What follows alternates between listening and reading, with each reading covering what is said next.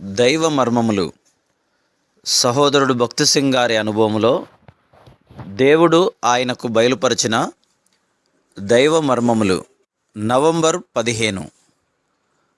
ప్రభువు వలన ప్రేమింపబడిన సహోదరులారా, ఆత్మ మిమ్మును పరిశుద్ధపరచుట వలనను మీరు సత్యమును నమ్ముట వలనను రక్షణ పొందుటకు దేవుడు ఆది నుండి మిమ్మును ఏర్పరచుకొనెను.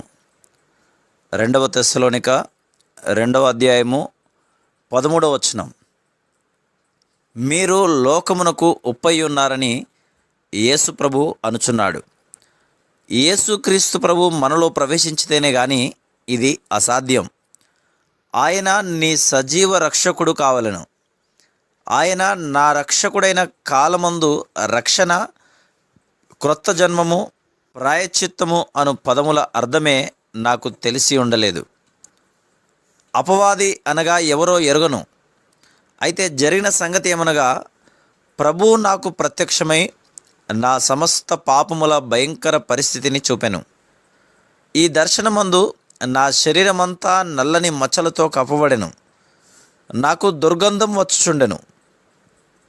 అప్పుడు ఆయన, భక్తి సింగ్, నీవు చూచుచున్న మచ్చలు, నీకు వచ్చుచున్న దుర్గంధము నీ పాపముల వలనే అనెను.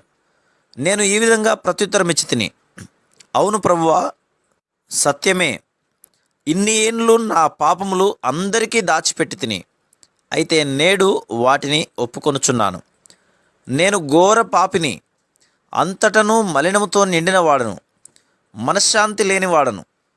అప్పుడొక ప్రేమగల స్వరము ఈ రీతిగా వినబడెను, ఇది నీ కొరకు విరవబడిన నా శరీరము, ఇది పాప క్షమాపణ నిమిత్తం నీ కొరకు చిందించబడిన నా రక్తము.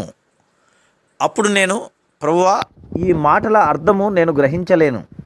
అయినను అవి నీ మాటలు కావున అర్థం కాకున్నను నేను నమ్ముచున్నాను. అవును ప్రభువా, నేను పాపిని, నీకు విరోధంగా పాపం చేసిన వాడను. నా శరీరము చెరుపుకొంటిని, నా తల్లిదండ్రులను మోసగించి తిని, నీ శరీరము నా కొరకు విరవబడిననియు, నా పాపముల కొరకు నీ రక్తము చిందించబడిననియు నమ్ముచున్నాను అని అంటిని. అప్పుడు నీ పాపములు క్షమింపబడెను అని ఒక చిన్న స్వరం వినబడెను. ఆ సమయం నుండి నేను పూర్తిగా మారిపోతిని. పాపములపై ఉన్న మక్కువ తీసివేయబడెను. ప్రేమగల ప్రభువు నా హృదయంలోనికి వచ్చెను. ఆ సంతోషకరమైన దినం కొరకు ఇప్పటికిని ప్రభువుకు వందనములు చెల్లించుచున్నాను. దైవ దూషకునిగా నుంటిని ఆయన నన్ను ప్రేమించి సదాకాలము తనవానిగా చేయుటకు నేను తగిన వాడను కాను. ఆయన ప్రేమగల రక్షకుడని ఎరుగుదును. ఆయన నిన్ను ప్రేమించుచున్నాడు. నీవు ఆయనను త్రోసివేయొద్దని నిన్ను